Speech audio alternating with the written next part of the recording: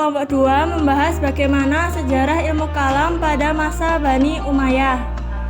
Bani Umayyah adalah sebuah dinasti Islam yang didirikan pada tahun 661 Masehi. Kekhalifahan ini berlangsung dari tahun 661 sampai 750 Masehi.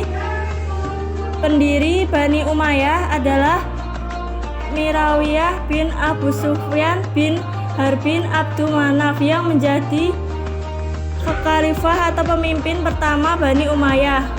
Muawiyah bin Abu Sufyan ini sering dijuluki sebagai Muawiyah I dan pernah menjabat sebagai gubernur Syam pada masa Khulafaur Rasyidin, tepatnya yaitu pada masa kepemimpinan Umar bin Khattab dan Utsman bin Affan. Sementara itu ibu kota Bani Umayyah di Damaskus, Suriah. Setelah usaha-usaha mempertahankan kedaulatan Islam mulai kendur dan terbuka masa untuk memikirkan hukum-hukum agama dan dasar-dasar akidah, serta pemeluk-pemeluk agama lain ke dalam Islam yang jiwanya tetap dipengaruhi oleh unsur-unsur agama yang telah mereka tinggalkan. Lahirlah kebebasan berbicara tentang masalah-masalah yang tak pernah dibahas oleh ulama salafi. Segolongan ulama yang merupakan tokoh-tokoh Qadariyah yang pertama seperti Ma'bad al-Juhani, Ghailan an-Ja'ad mulai membahas masalah qadar dan masalah istihad. Para sahabat yang semasa dengan mereka seperti Abdullah bin Umar, Jabir bin Abdullah, Anas bin Malik, Ibnu Abbas, Abu Hurairah, dan teman-temannya menyalahkan mereka serta menganjurkan masyarakat menjauhkan diri dari mereka. Golongan-golongan ilmu kalam yang muncul pada era dinasti Umayyah. Yang pertama yaitu Mu'tazilah. Mu'tazilah bisa dikenal mengasingkan diri dari pendapat Murji'ah dan Khawarij, atau bisa dikenal dengan kerasionalnya dalam memaknai atau memberikan pemahaman terhadap teks agama atau teks Al-Quran.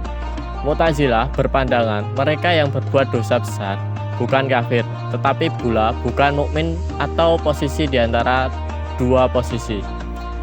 Mu'tazilah memiliki 5 dasar utama sebagai berikut. Yang pertama al-tauhid, yang kedua al-adlu, al-wa'du wa al-wa'id, al-manzilat bain al-manzilatain, dan yang terakhir al-amr bi al-ma'ruf wa al-nahi an al-munkar.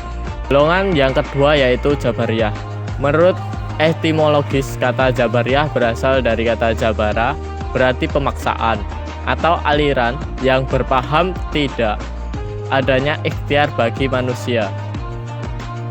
Menurut Al-Syahrastani bahwa aliran Jabariyah terbagi 2, yaitu Jabariyah ekstrim dan Jabariyah moderat.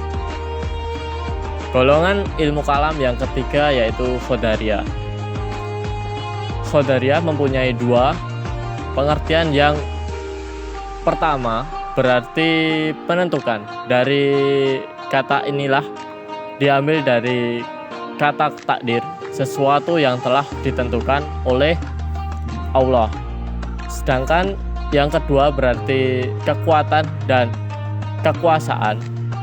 Yang kedua inilah yang identik dengan paham Qadariyah yang menyatakan bahwa manusia itu memiliki kekuatan dan kekuasaan.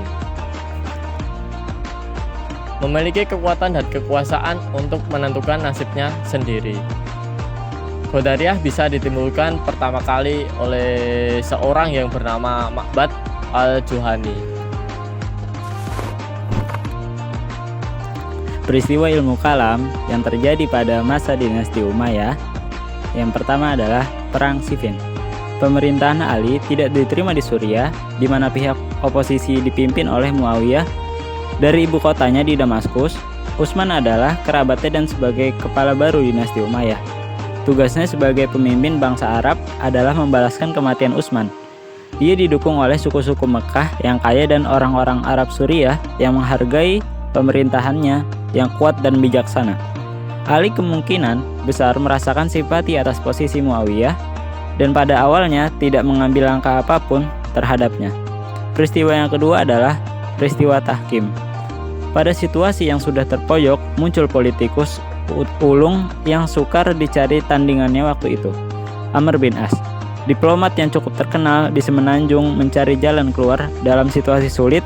Ia menyarankan kepada Muawiyah agar anggota-anggota pasukannya yang di garis paling depan mengikatkan mushaf Quran ke ujung tombak sebagai tanda bahwa perang harus dihentikan dan diadakan perundingan dengan keputusan berdasarkan hukum Quran. Yang ketiga, munculnya Khawarij. Perang yang diakhiri dengan tahkim ternyata tidak menyelesaikan masalah, bahkan menyebabkan timbulnya golongan ketiga, Khawarij, yaitu orang-orang yang keluar dari barisan Ali. Akibatnya, di ujung masa pemerintahan Ali bin Abi Thalib, umat Islam terpecah menjadi 3 kekuatan politik, yaitu Muawiyah, Syiah, Ali, dan Khawarij. Keadaan ini tidak menguntungkan bagi Ali. Munculnya kelompok Khawarij menyebabkan tentaranya semakin lemah, sementara posisi Muawiyah semakin kuat.